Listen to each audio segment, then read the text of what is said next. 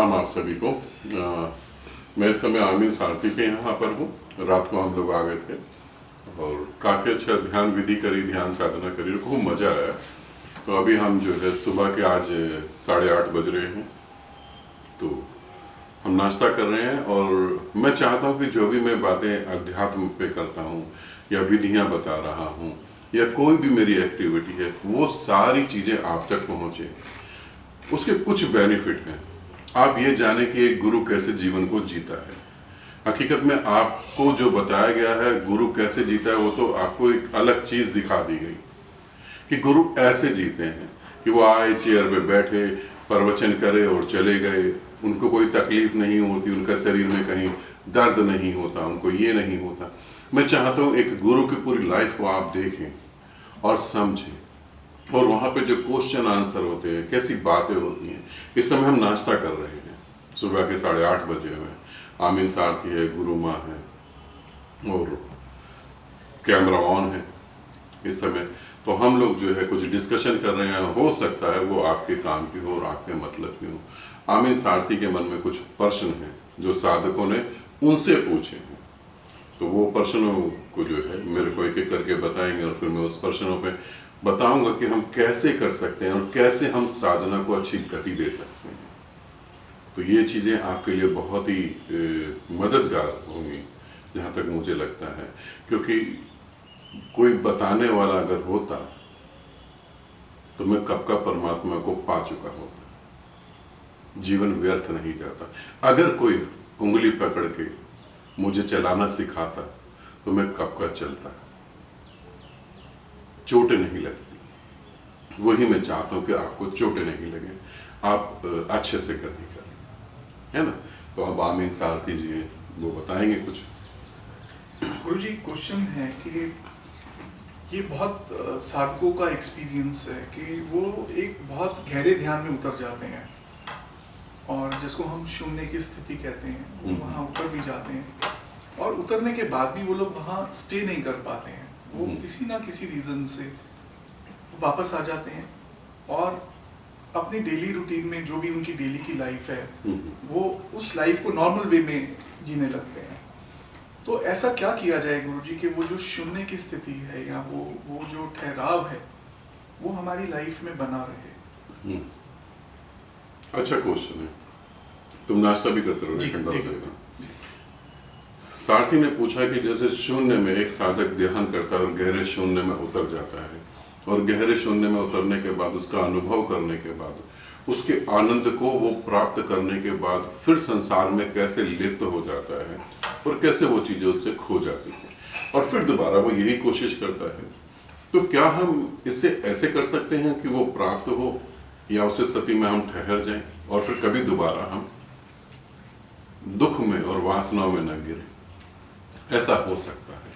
पहले तो हम जो है ये समझने की कोशिश करते हैं कि हमारे द्वारा साधा गया शून्य, ये समझेंगे कि हमारे द्वारा साधा गया शून्य हमसे बड़ा नहीं हो सकता। ठीक है ना। मैंने जो शून्य को साधा है, मैंने कैसे साधा? मैं निर्विचार होने लगा। मेरे अंदर क्रोध भी आया तो मैं क्रोध नहीं कर रहा हूँ। किसी चीज की बेचैनी हुई तो वो भी नहीं कर रहा हूँ। पत्नी ने कुछ बोल दिया तो रिप्लाई नहीं कर रहा हूँ, क्योंकि मेरी समाधि ना खराब हो, मेरी साधना ना खराब हो। तो ऐसे कर करके जो मैं शून्य को प्राप्त होऊंगा, ये एक शून्य है। ठीक है, जो मुझसे बड़ा तो नहीं हो सकता। अब एक दूसरा शून्य है जिसे मैं साध नहीं रहा हूं, जो ऑलरेडी सदा हुआ है और जो चल रहा है। अब कैसे जो है मैं उस शून्य तक पहुंचूं कि जो सदा हुआ है ऑलरेडी, उसमें मिक्स हो जाऊं।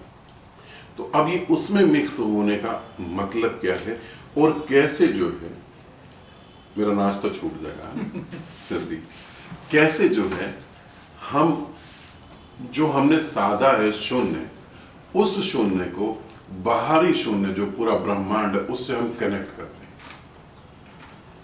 तो हमें यहां यह समझना पड़ेगा कि मेरा शून्य ब्रेक होता क्यों है, मेरी समाधि ब्रेक होती क्यों है। क्योंकि मेरा अभी कहीं ना कहीं कोई मोह बचा हुआ है, कहीं ना कहीं कोई वासना बची हुई है।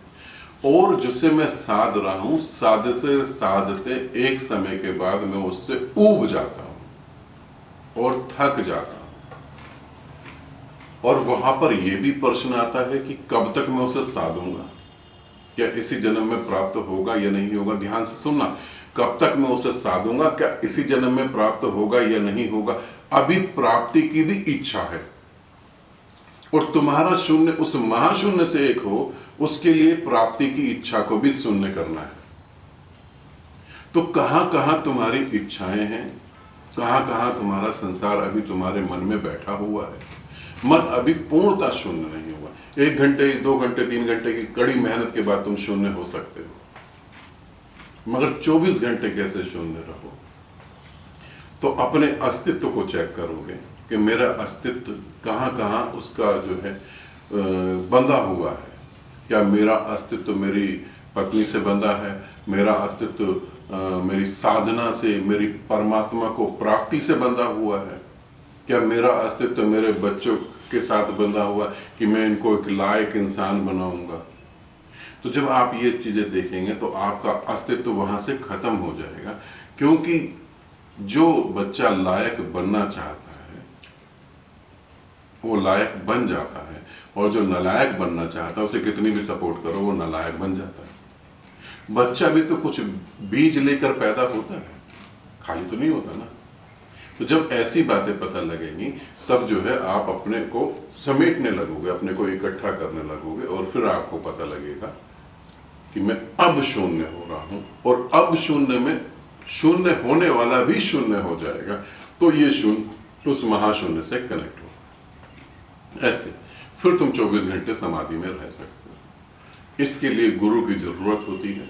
हर कदम पे वो तुम्हारे को बताए, तुम्हें समझाए, क्योंकि मन जो है तुम्हें कल्पनाओं में भी शून्य दे सकता है, तुम्हें कल्पनाओं में परमात्मा दे सकता है। बहुत सारे साधकों का क्वेश्चन होता है कि हमें तो परमात्मा मिल गया गुरुदेव, अब हमें क्या करना चाहिए। जो परमात्मा हो गया वो किसी से कैसे पूछ सकता है कि मुझे क्या करना चाहिए। इस कमरे में 10 लोग हैं, 10 लोगों की आंखें बंद हैं, वो कभी दीवार से टकरा रहे हैं, कभी सोफे से टकरा रहे हैं, तभी तो वो पूछेंगे ना कि भाई रास्ता कहाँ पर है। हमारा तो शरीर टूट गया टकरा टकरा के, मगर जिसकी आंख खुल गई वो क्या पूछेगा कि रास्ता कहाँ पर है, तो निकल जाएगा आराम से। तो ऐसी चीजों को समझने की कोशिश करेंगे। बहुत बहुत धन्यवाद गुरुजी, और मुझे पूरी उम्मीद है कि मेरे साथ साथ बाकी साधकों को भी इस उत्तर से फायदा हुआ होगा।